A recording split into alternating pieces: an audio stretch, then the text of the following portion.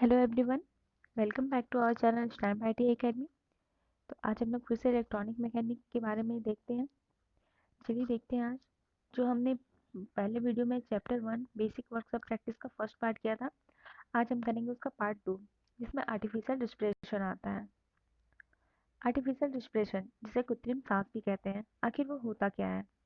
यदि कोई व्यक्ति को विद्युत शॉक लगा हो या किसी घटना के कारण वह व्यक्ति बेहोश हो गया हो, बेहोश होने की वजह से उस व्यक्ति की सांसें रुक जाती है परंतु धड़कनें चालू रहती हैं, तो उस समय में आर्टिफिशियल रिस्पिरेशन मीन्स कृत्रिम सांस देना बहुत ही आवश्यक होता है, या फिर जल्द से जल्द उसे आर्टिफिशियल रिस्पिरेशन देना चाहिए।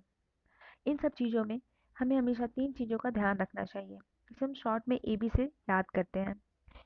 A मतलब एयरवे, हवा का आना जाना। B मतलब ब्रीथिंग, सांस चल रही है या नहीं। C सर्कुलेशन, रक्त संचलन या ब्लड सर्कुलेशन जो होता है वो सही है या नहीं। मतलब ये कि एयरवे हवा वहाँ पे सही से है या नहीं, हवा का आना जाना अच्छा होना चाहिए, उसकी सांसें चल रही है ये हमें हमेशा चेक करना चाहिए, और उसका जो ब्लड सर्कुलेशन है वो सही से हो रहा है या नहीं, इसको भी हमें ध्यान में रखते हुए कृत्रिम सांस देना चाहिए। कृत्रिम सांस देने के पहले या देने के दौरान इस 3 चीज़ों का ध्यान रखना बहुत ही आवश्यक होता है। देख लेते हैं हम टाइप ऑफ आर्टिफिशियल रिस्पिरेशन के बारे में। There are 3 type of artificial respiration. 3 तरह के आर्टिफिशियल रिस्पिरेशन होते हैं मेनली। पहला जो होता है वो सेफर विधि, दूसरा सिल्वेस्टर विधि एंड तीसरा mouth to mouth respiration method. हम तीनों के बारे में अच्छे से देख लेते हैं। पहले हम उससे पहले एक चीज़ जानना जरूरी है, गोल्डन आवर। आखिर गोल्डन आवर होता क्या है? एक्सीडेंट के बाद, किसी भी व्यक्ति का अगर एक्सीडेंट हुआ है तो एक्सीडेंट के बाद प्रथम 30 मिनट का जो वक्त होता है ना, वो गोल्डन आवर कहलाता है। प्रथम 30 मिनट मतलब जब एक्सीडेंट हुआ ठीक उसी वक्त से आप जो 30 मिनट होता है वो 30 मिनट को गोल्डन आवर के नाम से जानते हैं हम लोग। इसमें क्या होता है कि अगर कोई व्यक्ति को, जो पीड़ित व्यक्ति है उसे अगर फर्स्ट एड सही तरीके से दिया गया या फिर उसका इलाज जो भी हो, मेडिकल के द्वारा या आपके द्वारा किसी के भी द्वारा, अगर इस प्रथम 30 मिनट में सही तरीके से अगर उनका इलाज कर दिया गया तो उनकी जान बचने की संभावना काफ़ी ज़्यादा बढ़ जाती है। हम आते हैं अपने टॉपिक पे। सेफर विधि होती क्या है? सेफर विधि जो होती है इसमें व्यक्ति को सीने के बल लेटाया जाता है और उसके पास जो प्राथमिक उपचार दे रहा व्यक्ति होता है वो वीर पोजीशन में होता है। वीर पोजीशन मतलब मीन्स जिसमें हनुमान जी बैठते हैं जिस पोजीशन में, उसे वीर पोजीशन कहते हैं। फिगर की हेल्प से आप देख लीजिए इस पोजीशन में, और व्यक्ति को सीने के बल लेटाया जाता है। जो प्राथमिक उपचार दे रहा व्यक्ति होता है वो पीड़ित व्यक्ति के पीठ पर अपना दोनों हाथ रखता है और उसे दबाता है। दोनों हाथों के बीच में 1 इंच का दूरी होना चाहिए। ये इस तरह जिस तरह फिगर में दिखाया गया है उस अनुसार उसी तरह से वो हाथ रखते हैं और उसकी पीठ पे दबाते हैं। मीन्स इसका एक टेक्निक है, जैसे 1 2 बोल करके, मतलब बोल के या गिन के जो भी हो जिसमें आपको सुविधा हो उसको करके आप उस पीड़ित व्यक्ति की पीठ पे दबाइए और 3 4 5 बोल करके छोड़ दीजिए। इसी तरह करते रहिए तब तक जब तक कि उसको सांस लेने की क्रिया जो है वो नॉर्मल ना हो जाए या फिर काफ़ी हद तक ठीक ना हो जाए।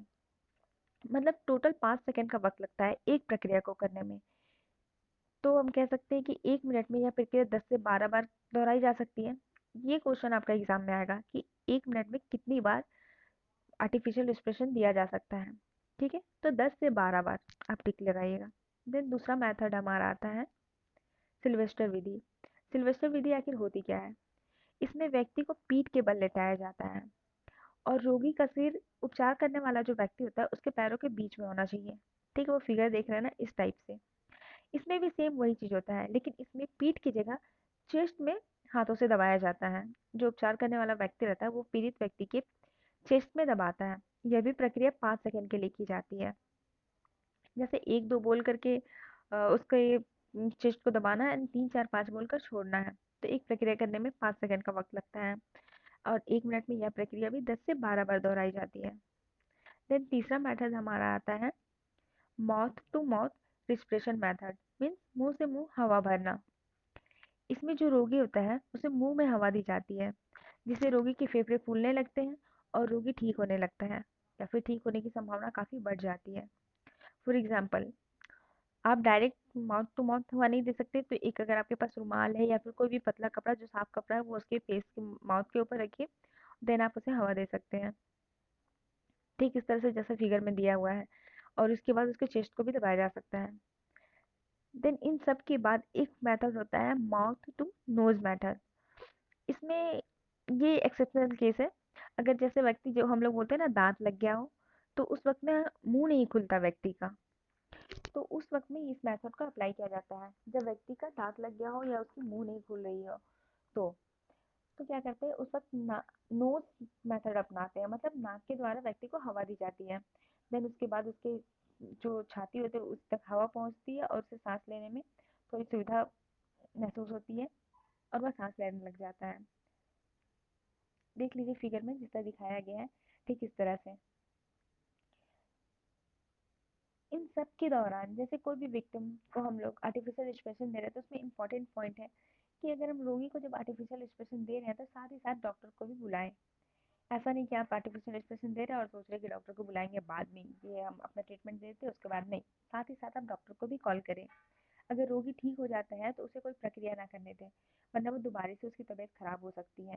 देन उसे किसी भी तरह का कोई भी उत्तेजक पदार्थ जैसे चाय कॉफी वगैरह ये सब चीज़ें ना दें, वरना रोगी मतलब तुरंत होश में आया हुआ है, ये सब चीज़ें उनको खराबी कर सकती है। इतनी चीज़ों को ध्यान में रखते हुए हमें आर्टिफिशियल एक्सप्रेशन देना चाहिए। थैंक यू, धन्यवाद। मिलते हैं नेक्स्ट वीडियो में। अगर आपको वीडियो अच्छा लगा हो तो लाइक करें, सब्सक्राइब करें। Thank you.